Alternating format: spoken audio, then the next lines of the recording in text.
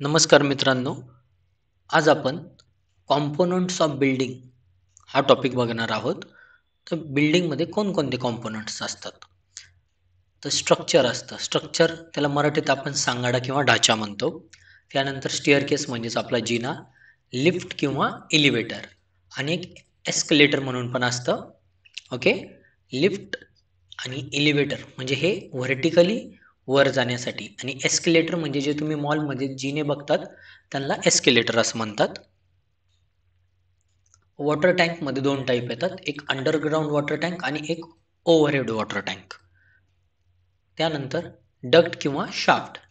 आता हे डक्ट किंवा शाफ्ट जे सोडलेले असतात हे तुमचे जे प्लंबिंगचे पाईप वगैरे जाण्यासाठी असतात किंवा फ्युचरमध्ये एखादी प्रोव्हिजन असेल जिन्यासाठी किंवा लिफ्टसाठी त्यासाठी सोडलेले असतात. आता बाल्कनी, गॅलरी, ऑब्लिक टॅरेस हे कशाच्या अंडर येतं?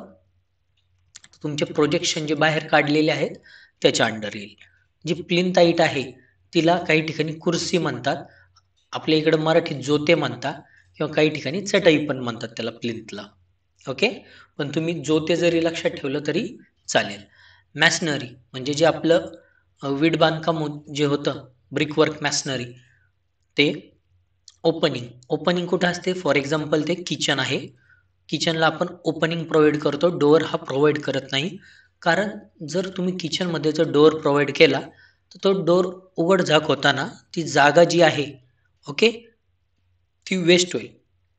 आणि काय होतं, ओपनिंग दिल्यामुळे ती डोअरच्या मागची जी जागा असते ती वाचल्या जाते. तिथे तुम्ही फ्रिज वगैरे ठेवू शकता. आणि जर डोअर दिला तर डोअर तिकडं काय होईल? रेस्ट होईल. मग ते त्या ठिकाणी तुम्ही फ्रिज हे ठेवू शकत नाही.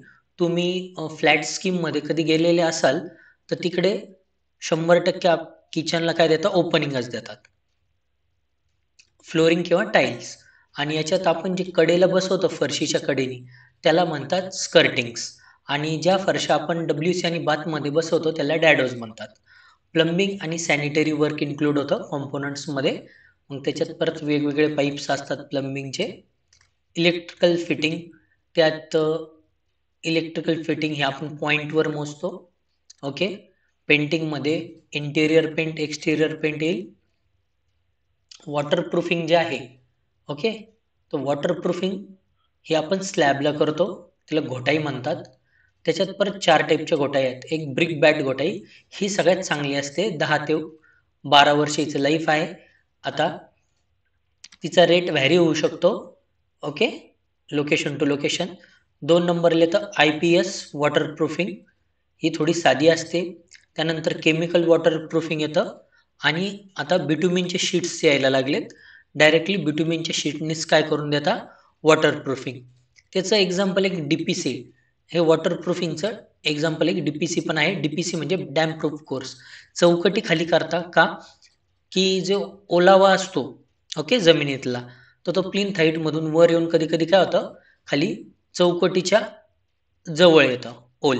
किंवा दुसरं, जे आपण फरशी वगैरे धुतो, तिचं पाणी काय होतं? चौकटीच्या खाली समजा तुम्ही DPC केलं नसेल, तर ते प्लिंथ जी फिलिंग असतं तिच्यात घुसलं जातं. आणि ती प्लिंथ फिलिंग काय होते? ओली-ओली होऊन काय होतं? थोडी ढिसूळ होते. आणि ती ढिसूळ झाल्यामुळं काय होतं?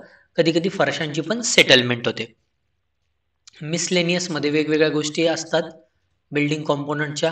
प्लास्टरिंग, मराठीत याला गिलावा काम म्हणतात. आणि या प्लास्टरिंग पुन्हा 2 याच्या डिवाइड झालेलं आहे. एक आहे सँड फेस प्लास्टर, ते एक्सटेरियर साइडला करता. आणि एक आहे न्यूरो फिनिश प्लास्टर, ते इंटेरियरला करतात. तर न्यूरो फिनिश प्लास्टर हे जनरली 12 mmचं असतं, ओके. आणि हे 3 लेयरमध्ये करतात. पहिली लेयर 6 mm, त्यानंतर 4 आणि शेवटची 2 mmची, म्हणजे असं 12 होतं. आणि सँड फेस हे 2 लेयरमध्ये करतात. जनरली हे 20 mmचं असतं. पहिली लेयर 12 आणि दुसरी 8 ओके. आता तुम्ही ही एक डायग्राम पाहू शकता. ही विंडो आहे. तिचा जो बॉटम असतो तिला सील म्हणतात आणि टॉप जो आहे तिला लिंटल म्हणतात.